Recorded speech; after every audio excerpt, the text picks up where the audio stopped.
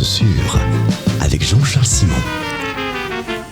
Bonjour Jean-Charles. Bonjour Philippe. Quel sujet brûlant allez-vous empoigner ce matin? Un sujet non seulement brûlant, mais pour moi un souvenir assez douloureux. Parmi les trop nombreuses occasions ratées qui ont jalonné ma déjà longue existence, je dois avouer qu'une de celles que je regrette le plus, c'est en 2010 de ne pas avoir saisi l'importance de l'entrefilet relatant l'achat symbolique de 2 pizzas par l'informaticien américain Laszlo Aniec. Aniec. Savez-vous pourquoi, cher Philippe? Ben non, Jean-Charles, non. Bien, je vais vous dire ça. Merci. Me relancer, je trouve c'est bien. Parce que Laszlo Aniec, pour la première fois de l'histoire, en 2010, avait réglé sa facture de $25 en bitcoin, qui à cette époque s'échangeait à 0,00003 l'unité.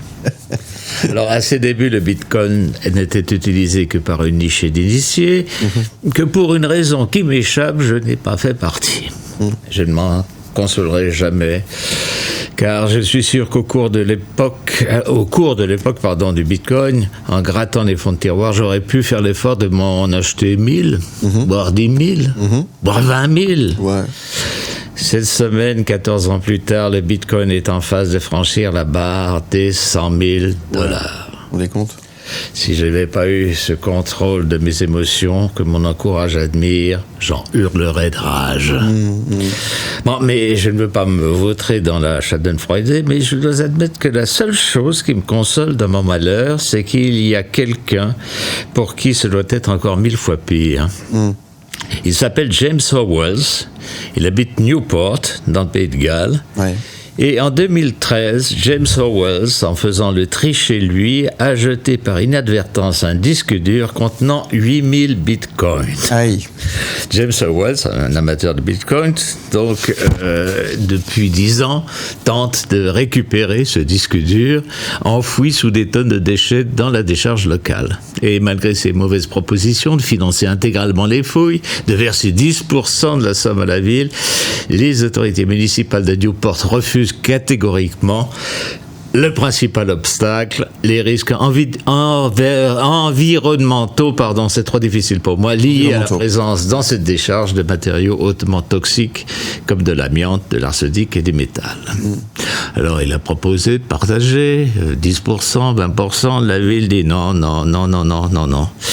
Alors, frustré par cette impasse, Howells a décidé de porter l'affaire devant la justice. Un procès est prévu pour ce mois de décembre, où il espère obtenir une autorisation légale pour fouiller la décharge. On lui souhaite bonne chance. Oui. Donc, 100 000, 8 000 bitcoins à 100 000, ça fait combien? Ça fait 80 millions? 80 millions, ouais. Bon, on comprend qu'il se défonce un peu pour essayer de retrouver. Je comprends que ça l'énerve un petit peu. Il est prêt à donner la moitié. En plus, ça peut être intéressant pour la ville. Hein. Oui, absolument. Voilà. Bon, on lui souhaite bonne chance en tous les cas. Ouais. Oui, bien sûr. Et puis, on est tout prêt à partager si c'est pas grave. Un coup de main. Absolument. Puis, allez, une dernière pour la route. Oui, vous parliez de cigarettes, je crois, tout à l'heure. Oui, tout à l'heure, effectivement. Oui. Alors, Eddie Mitchell a donné une interview parce qu'il était peu bien ces derniers temps, et 82 ans. Et on lui a demandé s'il était en forme. Il a dit une super forme. Elle dit, quel est le secret de votre forme? Il dit, je fumais depuis 14 ans et j'ai fait une pause depuis 1 mois. Donc ça allait bien. Et puis, je consommais un peu whisky, 1 à 2 bouteilles. Et là, j'ai diminué. Donc, c'est un conseil que tous ceux qui veulent rester en bonne santé doivent suivre. Voilà. Oui. Pas plus qu'une bouteille de whisky. Non. Et puis, à essayer de fumer après 14 ans, quand même, gagner 1 ou 2 ans.